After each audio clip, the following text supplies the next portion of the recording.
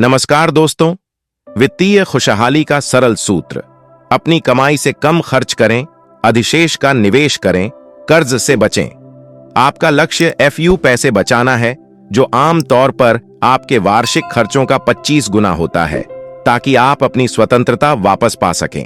धन संचय चरण के दौरान अपने निवेश पोर्टफोलियो का 100% Vanguard total stock market index fund YTSX या इसके ETF VTI में लगाएं। जब आप अपनी सेवानिवृत्ति के करीब हों तो अपने पोर्टफोलियो का 20 से 50% समायोजित करके Vanguard total bond market index fund VBTLX या इसके ETF BND को शामिल करें। अपनी जल्दी सेवानिवृत्ति के दौरान 3 से 7% निकासी दर का लक्ष्य रखें। चूंकि पैसा हमारे द्वारा बनाई गई इस जटिल दुनिया में आगे बढ़ने के लिए सबसे शक्तिशाली साधन है, इसलिए इसे समझना बहुत जरूरी है। अगर आप इस पर महारत हासिल करना चुनते हैं तो पैसा एक बेहतरीन सेवक बन जाता है। अगर आप ऐसा नहीं करते हैं तो यह निश्चित रूप से आप पर महारत हासिल कर लेगा। वित्तीय स्वतंत्रता की खोज कभी भी सेवानिवृत्ति के बारे में नहीं रही है। मुझे काम करना पसंद है और मैंने अपने करियर का आनंद लिया है। यह विकल्पों के बारे में है, यह नहीं कहने में सक्षम होने के बारे में है। यह एफयू मनी और इससे मिलने वाली स्वतंत्रता के बारे में है। यदि आप वित्तीय स्वतंत्रता प्राप्त करना चाहते हैं तो आपको अलग तरीके से सोचना होगा।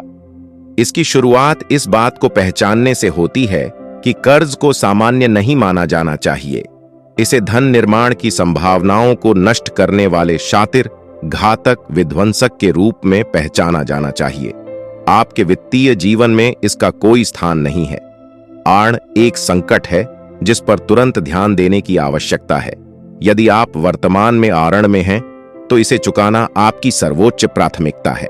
इससे अधिक महत्वपूर्ण कुछ भी नहीं है।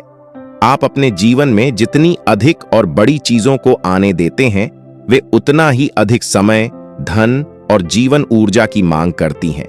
मकान एक महंगी विलासिता है, निवेश नहीं। पैसे से बहुत सी चीजें खरीदी जा सकती हैं, लेकिन सबसे कीमती चीज है आजादी। जो आप करना चाहते हैं वो करने की आजादी और जिसका आप सम्मान करते हैं उसके लिए काम करने की आजादी। स्वतंत्र रूप से अमीर होना उतना ही जरूरी है जितना कि आपकी जरूरतों को सीमित करना, जितना कि आपके पास कितना पैसा है। इसका इस बात से कम लेना देना है कि आप कितना कमाते हैं। उच्च आय वाले लोग अक्सर दिवालिया हो जाते हैं, जबकि कम आय वाले लोग उस स्थिति में पहुंच जाते हैं। बल्कि इस बात से है कि आप क्या महत्व देते हैं। इसका सरल सूत्र यह है, जितना कमाते हो उससे कम खर्च करो, अधिशेष का निवेश करो, कर्ज से बचो। यह सोचना बंद करें कि आपका पैसा क्या खरीद सकता है। यह सोचना शुरू करें कि आपका पैसा क्या कमा सकता है, और फिर सोचें कि यह पैसा क्या कमा सकता है। अवसर लागत वह है जो आप तब छोड़ देते हैं जब आप अपना पैसा किसी एक चीज जैसे कार पर लगाते हैं, न कि किसी दूसरी चीज जैसे निवेश पर। और इसे मापना आसान है। बाजार में समय का निर्धारण एक ऐसा खेल है जिसे समय के साथ नहीं जीता जा सकता। शुरुआत करने के लिए आपको शेयर बाजार के बारे में कुछ बातें समझनी होंगी। बाजार में गिरावट की आशंका है। बाजार हमेशा उभरता है। बाजार हमेशा ऊपर जाता है, हमेशा। बाजार समय के साथ सबसे अच्छा प्रदर्शन करने वाला निवेश वर्ग है, इसमें कोई संदेह नहीं है। स्टॉक सिर्फ ट्रेडेड पेपर की छोटी पर्चियां नहीं है। जब आप स्टॉक के मालिक होते हैं तो आप व्यवसाय का एक हिस्सा बन जाते हैं। ये कंपनियां ऐसे लोगों से भरी होती हैं जो अपने ग्राहक आधार का विस्तार करने और उसकी सेवा करने के लिए लगातार काम करते हैं। वे एक कठोर वातावरण में प्रतिस्पर्धा कर रहे हैं जो उन लोगों को पुरस्कृत करता है जो इसे कर सकते हैं, और जो नहीं कर सकते उन्हें त्याग देते हैं। यह तीव्र गतिशीलता ही स्टॉक और उन कंपनियों को इतिहास में सबसे शक्तिशाली और सफल निवेश वर्ग बनाती है। सक्रिय रूप से प्रबंधित स्टॉक म्यूचुअल फंड एक बहुत बड़ा और अत्यधिक लाभदायक व्यवसाय है।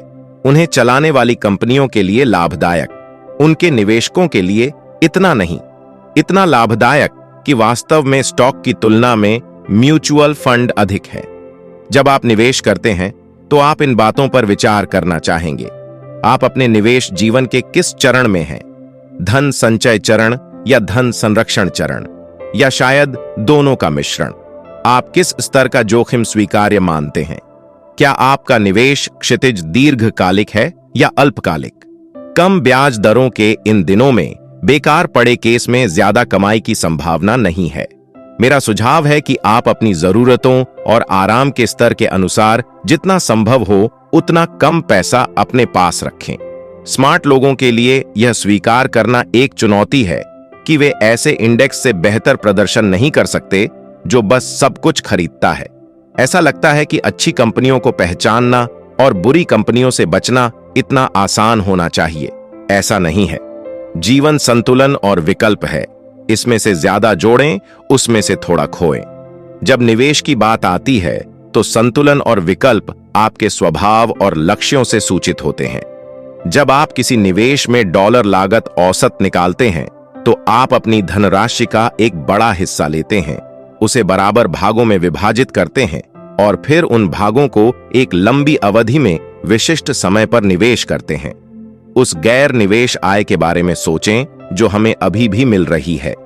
यहां तक कि एक बार जब आप सेवानिवृत्त हो जाते हैं, अगर आप जीवन में सक्रिय रूप से व्यस्त हैं तो आप उन चीजों में भी सक्रिय रूप से व्यस्त हो सकते हैं जो कुछ नकदी प्रवाह बनाती हैं। हम अब बचत मोड में नहीं हैं, लेकिन यह अर्जित धन ही सबसे पहले खर्च किया जाता है, और जिस हद तक यह होता है यह हमें अपने निवेश से कम निकालने की अनुमति देता है और बदले में उन्हें बढ़ने के लिए और अधिक समय देता है। अगर आपके पास पैसा है तो जोखिम भी है। आप जोखिम न लेने का चुनाव नहीं कर सकते। आपको सिर्फ यह चुनना है कि किस तरह का जोखिम उठाना है।